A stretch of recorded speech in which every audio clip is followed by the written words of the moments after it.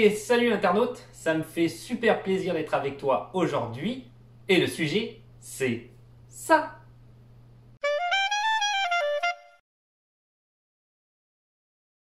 Alors aujourd'hui, une petite vidéo intitulée 3 questions sur le Québec. Alors c'est une vidéo un petit peu plus relax que les dernières vidéos que j'ai pu faire.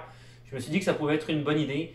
D'abord par rapport au contexte, surtout ici au Québec, on est plus que dans la deuxième vague. Il y a énormément, contexte de la pandémie, tu l'auras compris. Les hôpitaux débordent, voilà. C'est complètement fou la situation qu'on a ici à l'heure actuelle, bien pire je te dirais qu'au mois de mars. Donc bon, on en est rendu là, le vaccin va a priori pas tarder, mais bref, le contexte est un petit peu pénible, donc je me suis dit que ça allait changer peut-être le mal de place, on va penser un petit peu à autre chose. Je sais qu'ailleurs dans le monde c'est un petit peu la même situation aussi, il y a beaucoup, si je pense par exemple à nos voisins aux États-Unis, ils ont beaucoup de cas, mais le vaccin est censé arriver bientôt et on est censé sortir de là. Donc on va essayer de penser à autre chose. En même temps, ça va un petit peu dans la même direction que la vidéo que j'avais faite, 5 choses à savoir avant d'immigrer au Canada. Bon, voilà, une vidéo un petit peu plus ludique qui, pour cette vidéo-là, en question aujourd'hui, va rassembler 3 grosses questions, questionnements qui reviennent souvent sur la chaîne ou même des gens que je rencontre qui ne connaissent pas le Québec et qui s'interrogent sur certains sujets en particulier. Donc j'ai regroupé tout ça là-dedans. Il y a 2 questions dont j'ai jamais parlé, une question dont j'ai déjà un petit peu plus parlé, mais on va voir ça plus en détail. Et je vais commencer tout ça maintenant. Alors, première interrogation dont tout le monde me parle souvent, à moi et après d'ailleurs d'autres personnes qui vivent ici au Québec, pas que moi nécessairement, mais des gens qui viennent de l'étranger, ailleurs que le Québec, et qui se posent pas mal cette question-là. Est-ce qu'on parle anglais au Québec? C'est la première question. Donc je te dirais que majoritairement non, hein. C'est quand même une province francophone, contrairement par exemple au Nouveau-Brunswick, qui est une province bilingue, qui est la seule province en fait au Canada qui est bilingue hein, dans sa constitution. Donc il y a le français et l'anglais parlé au Nouveau-Brunswick. Ici c'est uniquement francophone. Donc, majoritairement, je te dirais que les gens parlent français. Il y a très peu d'anglais. Il y en a peut-être plus particulièrement à Montréal. Alors, Montréal est pas mal, je te dirais à ce niveau-là, divisé en 2. Tu peux vraiment diviser l'île en 2 parties. Tu vas avoir Montréal du centre à l'est qui va être pas mal francophone et Montréal du centre à l'ouest, donc de l'autre côté de l'île, qui est pas mal anglophone. Donc, c'est à peu près la seule partie que tu as ici au Québec qui est anglophone. C'est quand même assez anglophone cette partie-là de Montréal, il faut dire ce qui est. Ça c'est sûr. Après, bon, pour le reste, c'est vrai qu'à Montréal, tu as une tendance, tu as une mode un petit peu comme ça du franglais. Alors ça c'est une mode un petit peu des Jones. Mais bon, nous aussi on l'utilise un peu, de l'argot franglais. On mélange le français et l'anglais, mais on ne peut pas réellement appeler ça de l'anglicisation, si on peut appeler ça comme ça. Donc ça reste quand même relativement francophone. Après, bon, bah, à côté de ça, il y a de plus en plus de gens, surtout les jeunes, qui sont bilingues, mais ça, c'est en rapport plus avec la mondialisation que le fait qu'on soit dans une province francophone et qu'il y aurait une sorte de résistance, des jeunes qui diraient non, moi je veux absolument parler anglais. Non, non, c'est plus par rapport à la mondialisation, par rapport à Internet. Les jeunes sont beaucoup sur Internet. Et quand je dis les jeunes, c'est oui, c'est les très jeunes jusqu'à les moins jeunes, hein, des populations, voilà, 30 ans, 40 ans. On est plus sur Internet, donc on est plus peut-être enclin à lire de l'anglais, à voir de l'anglais en vidéo, en film, etc., tout ce que tu veux. Donc peut-être plus à parler effectivement anglais, naturellement. Après, bon, alors ici, peut-être ça, je devrais peut-être en parler, mais il y a peut-être une polémique quand même qui est toujours instaurée, qui est une polémique qui est ici, comme quoi on perdrait, alors c'est ça la polémique, hein, je vais te le dire tout de suite, comme quoi on perdrait en fait de la part francophone par rapport au milieu anglophone, que les jeunes parleraient de moins en moins français, etc. etc. Et c'est une polémique qui existe depuis que je suis arrivé, c'est une polémique qui existait avant que j'arrive, bien avant que j'arrive, et je te dirais que moi j'ai jamais vu une baisse de la francophonie ici. Mais ça revient tout le temps. Dernièrement, notre cher ami Simon Jolin Barrette, hein, l'ancien ministre de l'immigration du Québec, qui avait fait quand même pas mal de choses horribles à l'immigration, il faut dire ce qui est. La réforme du PEQ, par exemple, c'est grâce à lui. Donc, on n'est quand même pas, c'est pas quelqu'un qu'on apprécie tant. On ne va pas mâcher nos mots. Quand je dis on, je pense que tout le monde est d'accord qu'on l'aime pas trop. Le PEQ était très bien comme il était avant. Pourquoi l'avoir modifié? Ça, je sais pas. Mais enfin, oui, je sais. C'est politique, c'est économique.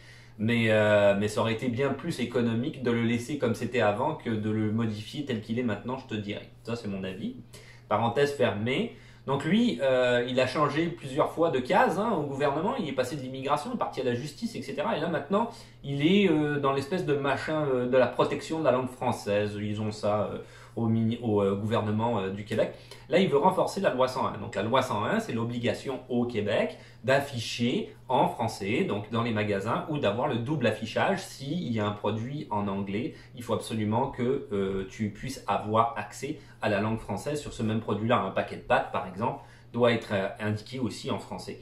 Donc ça, c'est de la loi 101, grosso modo, je te schématise, mais c'est un petit peu pour la protection de la francophonie. Et là, il voudrait renforcer cette loi et la porter dans les cégeps et les universités qui ne sont pas contraintes d'avoir un enseignement uniquement en français. Donc ici, tu vas trouver des cégeps et des universités anglophones, comme McGill, par exemple, qui est anglophone, ou le cégep Dawson, qui est anglophone aussi. Mais tu as aussi des cégeps et des universités françaises, comme l'université par exemple de Montréal, qui est quand même relativement francophone, bien que tu peux trouver de l'anglophone dedans, mais c'est francophone. Donc, ou l'UQAM, par exemple. Donc voilà, tu vois qu'il y a toujours quand même en arrière de ça ce petit contexte de dire oui, il faut absolument tout le temps que on ne perde pas notre culture. Le Québécois baby boomer, en gros, il a peur de perdre sa culture française et francophone.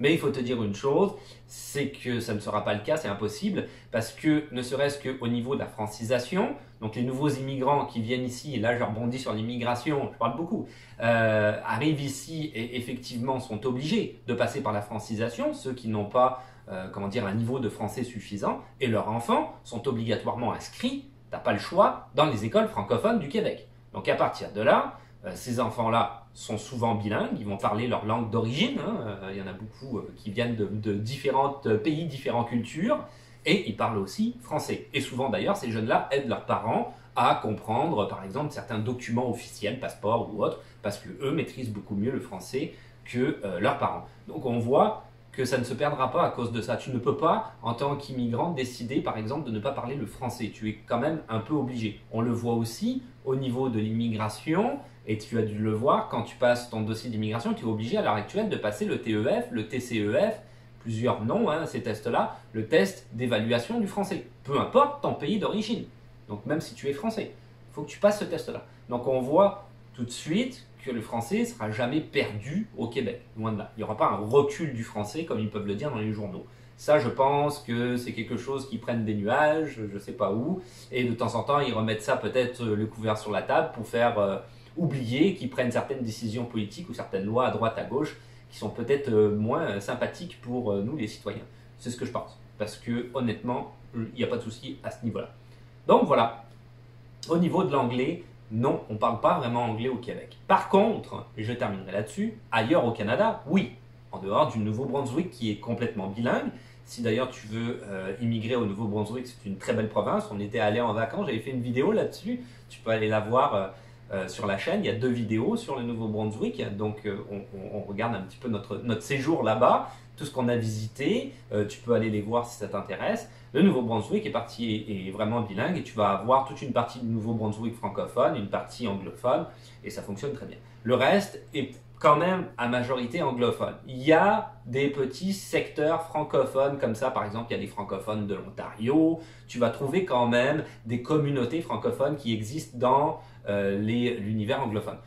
Si je prends par exemple tout l'ouest, par exemple la Colombie-Britannique, tu peux quand même aller, ou même à Ottawa, en Ontario, plus proche d'ici, aller inscrire par exemple ton enfant à une école francophone. C'est sûr que ce ne sera pas l'école de quartier, donc il va falloir faire l'effort de l'amener, ce ne sera peut-être pas à côté de la maison, mais je parle de ton enfant naturellement, ou alors il reviendra en bus, peu importe, ça c'est un petit détail de transport en commun, mais tu as la possibilité de pouvoir le faire. Peut-être pas partout au Canada, je te dirais, mais dans les gros centres, dans les grosses villes, les métropoles, oui, tu as la possibilité par exemple d'être dans les communautés francophones qui sont plus petites. récemment, je terminerai là-dessus, le Canada, le gouvernement fédéral avait, je te l'avais dit dans une dernière vidéo, l'objectif était d'augmenter la part de francophones dans cet univers d'anglophones qu'il peut y avoir dans les autres provinces qui ne sont pas le Québec et le Nouveau-Brunswick.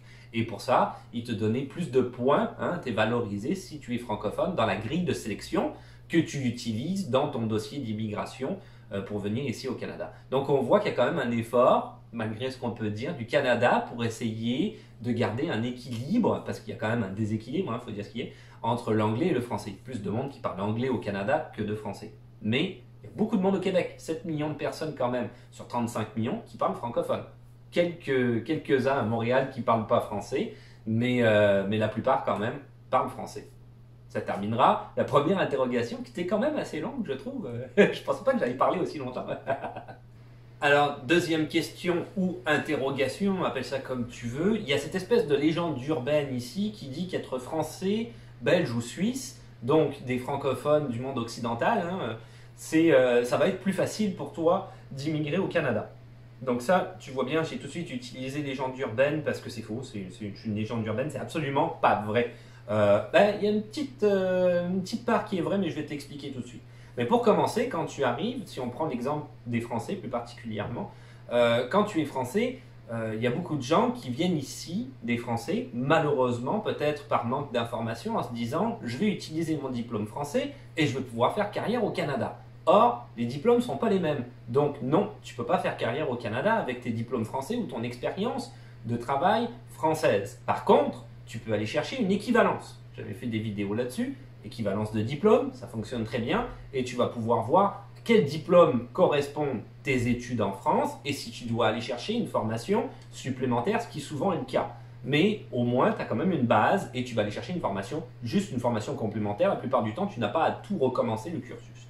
Et à côté de ça, tu as aussi la reconnaissance des acquis et compétences. J'avais fait une vidéo là-dessus, je fais ça parce qu'elle doit être là, qui elle, effectivement, est basée, peu importe ton pays d'origine, hein, l'équivalence des diplômes, c'était pareil, hein, je prends l'exemple des Français, mais c'est peu importe ton pays d'origine, qui est basée sur ton expérience de vie et personnelle, qu'on va rétribuer un petit peu en expérience personnelle et professionnelle, hein, naturellement, qu'on va rétribuer un petit peu en normalisant d'une manière dans un champ d'études ou de compétences, qui va te permettre peut-être aussi, encore une fois, de ne pas commencer tout au début des études. Tu vas pouvoir commencer peut-être un peu plus loin. Donc, tu as quand même ces outils-là à faire valoir. Malheureusement, il y a beaucoup de Français qui arrivent ici, qui n'utilisent pas ces outils-là et qui ne comprennent pas pourquoi ils ne sont pas embauchés ou ils ne font pas carrière dans le domaine qu'ils ont choisi.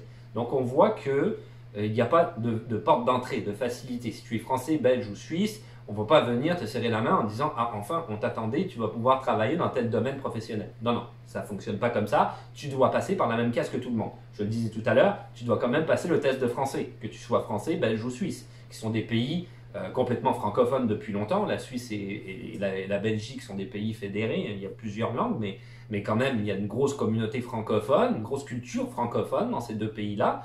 Bon, mais tu dois quand même passer, même si tu es un Suisse francophone, un Belge francophone, tu dois passer par là, tu n'as pas le choix. Le test de français. Bon, après ça, c'est sûr, là en ce moment, tu as une facilité. J'en ai parlé il n'y a pas longtemps, pour les enseignants. Le fameux permis probatoire d'enseignement, j'ai fait une vidéo il y a vraiment pas longtemps sur la chaîne, j'en parlais. Il y a une petite facilité parce qu'ils sont en grosse pénurie aussi au Québec d'enseignants. Donc si tu viens de la Belgique, de la Suisse, de la France ou même de n'importe quel pays francophone, comme par exemple en Afrique, il y en a beaucoup, des pays francophones, si je pense plus particulièrement à ce fabuleux continent, l'Afrique, bon, tu vas avoir plus de facilité. Mais attention, si tu as regardé ma vidéo du permis probatoire d'enseignement, il y a quand même des démarches à suivre, il y a un protocole administratif, éventuellement, il y a même des petits cours à aller chercher. Hein, c'est comme ça pour tout le monde. Il y a quand même une démarche à faire, ok? Mais tu pars pas de zéro. Fait que c'est quand même déjà bien. Je te renvoie à la vidéo permis probatoire d'enseignement, si jamais ça t'intéresse, qui doit déjà être là depuis un moment. Donc, non, pas nécessairement, oui c'est une légende urbaine, pas nécessairement de facilité. Je terminerai sur ce point-là. Il y en a une quand même quelque part, c'est par rapport au PVT, le permis vacances-travail. Le PVT, pour te rappeler, une vidéo ici, je fais beaucoup de vidéos quand même sur pas mal de sujets. Hein. Je m'en rends compte quand je fais cette vidéo-là en tout cas. Donc le PVT, il est disponible uniquement pour les Français et les Belges. Les Français c'est 2 ans, je te le rappelle, et les Belges c'est 1 an. Le PVT, l'avantage que tu as avec ça, c'est que tu peux venir directement ici pour 2 ans ou pour 1 an et te construire une expérience québécoise, ce qui va être quand même très intéressant pour aller chercher par après la résidence permanente. Donc, réellement, même une expérience canadienne. Tu pourrais quelque part aller chercher l'entrée express, et tu as déjà, l'entrée express c'est de la résidence permanente hors Québec, là, si tu ne le sais pas, donc ailleurs au Canada, et tu as quand même une expérience canadienne qui a déjà été décidée. Mais si jamais tu décides de rester au Québec, évidemment, avant ce fameux Simon Jolin Barrette, le PEQ était une voie plus facile, c'est plus le cas maintenant, mais tu peux quand même aller essayer de chercher la résidence permanente. Ce que je conseille à tout le monde qui est en PVT la plupart du temps, c'est de faire à peu près 1 an, un petit peu moins, ici au Québec, et après ça, de tout de suite, dans ta 2e année, puisque tu as 2 ans quand tu es français, engager la procédure pour la résidence permanente si tu es intéressé. Tout de suite, parce que ça va prendre plusieurs mois, et le temps que tu arrives à la fin de ton PVT, évidemment, tu vas finir par obtenir ta résidence permanente et pouvoir rester ici au Québec. On parle hors coronavirus, hein, naturellement, tu l'auras compris, parce que là, les délais administratifs, c'est pas jojo. Donc on parle de ça, hors coronavirus. Donc ça, c'est une possibilité que tu as de pouvoir rester ici. Et évidemment, ça compte pour beaucoup sur ton dossier parce que tu es déjà ici au Québec, tu as une expérience au Québec. Si tu arrives à avoir un petit emploi, c'est pas grave, c'est pas l'emploi de ta vie, on s'en fout. Tu as eu un emploi pendant 7-8 mois, tu l'as conservé dans ton dossier, ça va peser vraiment lourd et tu as beaucoup plus de chances d'avoir la résidence permanente parce que tu as déjà un vécu ici à Montréal. Ou je dis Montréal, mais enfin au Québec. Au Québec. Vous pas centraliser sur Montréal, les gens ils détestent ça ici au Québec. Ils disent oui, tout se passe pas que à Montréal, hein, il existe autre chose aussi. Effectivement, c'est vrai, il existe autre chose. Donc c'est ça, c'est quand même, oui, effectivement, ça peut être avantageux. Mais c'est certain que tu dois quand même faire des efforts. Si tu viens ici en PVT uniquement et que tu as beaucoup d'argent et que tu décides d'être uniquement ici en vacances et de ne rien faire que de visiter les lieux, bon, si tu demandes ta résidence permanente, à part le fait d'avoir habité sur place qui va t'amener un petit peu des points dans ton dossier, pour le reste, ça t'en amènera pas vraiment. Donc il y a quand même, tu vois, quelque part, un effort que tu dois produire pour essayer d'obtenir la résidence permanente en bout de ligne, en étant en PVT. Valoriser, oui, mais avec des efforts de ta part. C'est ça mon point. Je terminerai là-dessus. Alors, 3e grosse interrogation qui revient souvent, et que moi j'ai vraiment souvent cette question-là qui revient plein de fois, très souvent. Y a-t-il de l'insécurité au Québec, au Canada, plus particulièrement au Québec, parce que c'est souvent des gens qui veulent immigrer au Québec, mais il y en a certains qui m'ont demandé par rapport au Canada. Donc, y a-t-il de l'insécurité? Eh ben, je te dirais que j'ai déjà répondu quand même, c'est pour ça que je le disais en début de vidéo, j'ai déjà répondu un peu partiellement comme ça à cette question-là au travers d'autres vidéos, mais grosso modo, je l'avais expliqué, non, il n'y a pas vraiment d'insécurité. Il n'y a pas d'insécurité ici notable, honnêtement pas. Si tu es une jeune fille, je reprends l'exemple que j'avais pris dans d'autres vidéos, et que tu veux prendre le métro à minuit, il n'y aura pas de souci.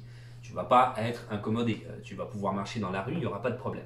La criminalité, évidemment, ici, elle existe comme dans tous les pays. Mais la criminalité, je te dirais qu'elle fonctionne par rapport à son propre microcosme, par rapport à son propre milieu. Donc souvent, tu vas avoir de la violence dans la rue, mais ça va être un règlement de compte entre un tel et un tel. C'est pas, on va essayer d'avoir une violence gratuite envers une personne qu'on ne connaît pas. Non, c'est souvent, très souvent, majoritairement des règlements de compte. Je ne dis pas que ça n'existe pas, ça existe, mais c'est rare. Donc il n'y a pas nécessairement, je te dirais, d'insécurité. Ici à Montréal, il existe le quartier Montréal-Nord, par exemple, qui est un quartier plus défavorisé. Si tu veux prendre cet exemple-là, en fait, dans la plupart des pays occidentaux, hein, ou même aux États-Unis, quand tu prends la partie nord de la ville, c'est toujours là qu'il y a un petit peu plus les quartiers défavorisés. Bon, mais Montréal-Nord, c'est pareil. C'est pas nécessairement de l'insécurité qu'il y a là-bas. C'est juste plus défavorisé. Alors, pourquoi, je te dirais, ici, il y a peut-être moins d'insécurité? Ben, je reprendrai un peu ce que disait, sans me la péter, là, mais je vais reprendre un peu ce que disait Mandela, parce que j'aime bien ce qu'il disait. Il disait, on ne devrait pas juger une nation sur la façon dont elle traite ses citoyens les plus riches, mais sur son attitude vis-à-vis de ses citoyens les plus pauvres. Okay? Donc je pense que de l'insécurité, dans certains pays, il y en a parce qu'il y a une grosse fracture sociale qui est engagée entre les classes moyennes et les plus nantis et ceux qui sont dans la classe la plus pauvre et que du coup, effectivement, bah, ça engendre peut-être de la violence. Moi, je pense que le départ peut-être des actes de violence viennent de là, des gens qui manquent de beaucoup par rapport à d'autres gens et que quelque part, il n'y a pas d'équité dans ces sociétés-là et que donc, on ne leur redonne pas de manière égale. L'équité, je te rappelle, c'est quand tu donnes plus à quelqu'un qui a beaucoup de besoins et moins à quelqu'un qui en a moins besoin. Donc, on arrive dans une échelle des valeurs qui est plus ajustée par rapport à l'égalité qui va dire on va donner la même chose à tout le monde. Ce qui ne fonctionne pas vraiment parce que celui qui a plus besoin ne va pas avoir beaucoup, puis celui qui n'a pas beaucoup besoin va avoir trop. Donc, il y a un débalancement, il y a un déséquilibre. Ici, au Canada, et plus particulièrement au Québec, mais au Canada, ça ne fonctionne pas majoritairement, encore une fois. Ce n'est pas un système sans faille, loin de là, mais c'est un système qui ressemble un peu plus comme à la Suède ou à la Norvège. Majoritairement, on essaye quand même d'équilibrer. Encore une fois, ce n'est pas parfait. Il y a beaucoup de pays qui sont pires que le Canada, mais la Suède ou la Norvège, c'est mieux qu'ici. Donc on voit que ce n'est pas tout à fait parfait. Mais en gros, grosso modo, encore une fois, grosso modo, le système tend vers ça. Donc, quand tu fais partie des classes les plus pauvres, par exemple, tu vas quand même avoir droit à certaines prestations sociales. Tu vas avoir droit à de l'aide gouvernementale. Et surtout, il y a des possibilités qui sont offertes ici par le gouvernement. Comme moi, par exemple, c'est mon cas, je suis pas pauvre, c'est pas la question. Je suis pas dans la classe la plus riche, loin de là. Loin de là, donc considéré par le gouvernement comme pauvre. Moi, je me considère pas comme pauvre, honnêtement. Là. Pas comme pauvre, mais comme classe sociale moins... voilà, pas les moyens, mais ceux qui sont en dessous. Mais pas les pauvres. Ceux qui sont juste, voilà, la classe bizarre un peu. Mais moi, non. Moi, je pense qu'on vit quand même assez bien. Je me plains pas. Mais bref, parenthèse fermée, c'est ça, on peut te donner la possibilité, moi je l'ai pris, de retourner aux études et à côté de ça, de toucher des prêts et bourses qui sont quand même pas si mal et qui ont à voir par rapport à ta vie de famille. Combien d'enfants tu as, qu'est-ce que fait ton conjoint, est-ce qu'il travaille, oui, non, combien il gagne. C'est sûr que c'est un dossier, comme je le disais dans une des dernières vidéos, administratif assez conséquent à remettre, mais c'est parce qu'ils veulent avoir un maximum d'informations pour te donner en bout de ligne plus d'argent. Donc c'est des prêts et bourses. Éventuellement, il va falloir que tu rembourses une partie de cet argent-là qui t'a été prêté par le gouvernement. Mais si tu finis tes études, tu es censé améliorer ta condition sociale parce que c'est un objectif que tu t'es fixé en tant qu'individu et éventuellement gagner plus d'argent. Encore une fois, le gouvernement est quand même assez sympa à ce niveau-là. Il te donne une grosse échéance pour rembourser ça. C'est pas dès que tu as fini tes études, il faut que tu rembourses tout. Non, non, tu as quand même une échéance assez importante. Donc c'est quand même... On voit que si tu veux t'en sortir et que tu as des possibilités, je ne dis pas que c'est quelque chose de facile à faire. Moi, j'ai été dans ce cas de figure-là et je ne pouvais pas avant. Il y a des gens qui ont plusieurs enfants à la maison, qui doivent travailler en même temps et qui ne peuvent pas retourner aux études parce qu'ils sont déjà, voilà, ils travaillent déjà 25 heures sur 24. Entre les enfants, la bouffe, l'école, le job, qui est peut-être pas un des plus gros jobs mais qui demande beaucoup d'heures, etc., etc., y aller pour avoir voilà, des heures supplémentaires parce que tu as besoin de plus d'argent, tu ne peux pas faire des études à côté de ça, c'est impossible et ça je le comprends très bien. Mais il y a quand même des possibilités et si tu trouves le moyen de le faire, comme moi j'ai pu le trouver, eh bien tu peux t'arranger ta condition sociale. Ce qui est intéressant aussi au Canada, c'est que comme la majorité des jobs, c'est sûr pas tous les jobs encore une fois, mais la majorité c'est grosso modo, ok. Ce qui est intéressant ici, c'est que si tu travailles plus, tu gagnes plus. Fait que ça c'est assez cool aussi.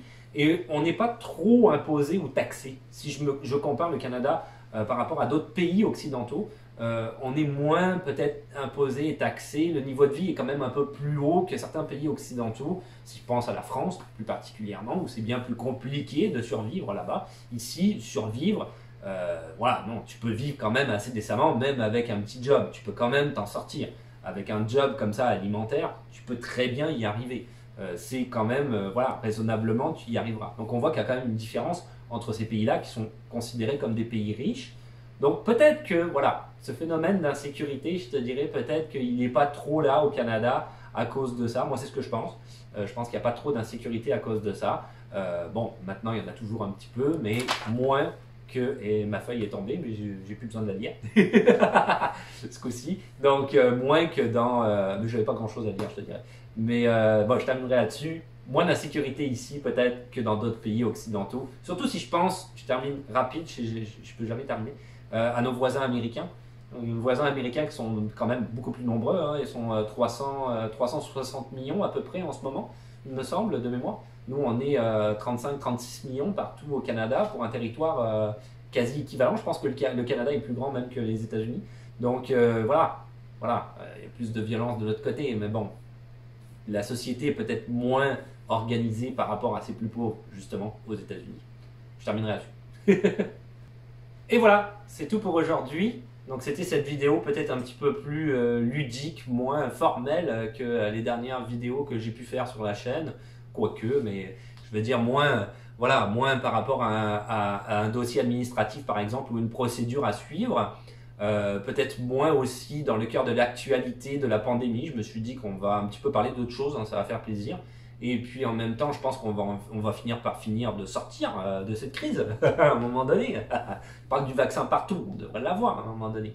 Donc les frontières vont réouvrir, etc. J'imagine qu'au printemps, l'été, ça devrait pas mal partout. J'imagine, je sais pas, j'ai pas une boule de cristal, mais j'imagine que ça devrait pas mal être réglé et que sûrement l'immigration va pouvoir reprendre telle qu'elle pouvait le reprendre, telle qu'elle pouvait être avant cette histoire de pandémie. Bon, là, voilà, ce genre de vidéo-là, peut-être, si tu commences ton projet d'immigration ou que tu t'interroges à savoir est-ce que ça vaut la peine de venir ici au Québec, peut-être que ça va t'aider du coup à prendre cette décision-là. Et si c'est une des premières vidéos par exemple que tu regardes sur la chaîne, je te renvoie à la vidéo 5 choses à savoir avant d'immigrer au Canada, parce qu'elle va être complémentaire de cette vidéo-là, te donner un petit peu une idée comme ça, grosso modo, des choses, voilà, par rapport au Canada, par rapport au Québec. Et évidemment, si tu viens d'arriver, je parle à toi si tu viens d'arriver, je sais pas pourquoi, je suis parti là-dessus, mais il y a plein d'autres vidéos, puis il y a des vidéos aussi sur le processus, tous les processus d'immigration ici au Québec et au Canada. Donc n'hésite pas. La chaîne est là pour t'aider, pour toi. Voilà. Donc je terminerai là-dessus. Conclusion. Je sais pas pourquoi je suis parti là-dessus, honnêtement, j'ai aucune idée. Bref, en tout cas, j'espère que la vidéo t'aura plu, peu importe qui tu es, même si tu es quelqu'un qui regarde la chaîne depuis... quoi, ça fait combien de temps qu'elle existe cette chaîne? 4 ans? 5 ans? Je sais plus. 5 ans, il me semble. Ouais, ça fait un petit bout quand même que je fais des vidéos maintenant. Hein. Waouh, ouais, c'est cool. Donc voilà. En tout cas, je m'éternise pas. Conclusion, donc si tu veux t'abonner, parce que c'est plus facile de savoir quand est-ce qu'une nouvelle vidéo va sortir, un petit pouce bleu, parce que ça fait toujours plaisir, des questions, des suggestions ou des commentaires dans les commentaires. Comme je dis d'habitude, très occupé en ce moment, pas nécessairement le temps de répondre, mais quand même, j'essaye de les lire 1 ou 2 fois par semaine, et ça peut donner des idées de vidéos, pourquoi pas aussi, quand il y a beaucoup d'interrogations, ou même des suggestions. Le compte Instagram qui existe toujours et que j'actualise, que j'essaye aussi, toujours la même chose que je répète pour chaque vidéo. Hein. J'essaye d'être présent, j'essaye d'être là, j'essaye d'être voilà, de aussi donner un maximum d'informations via le média d'Instagram. Et on se dit à la revoyure, ciao, bye. C'est un peu fou aujourd'hui.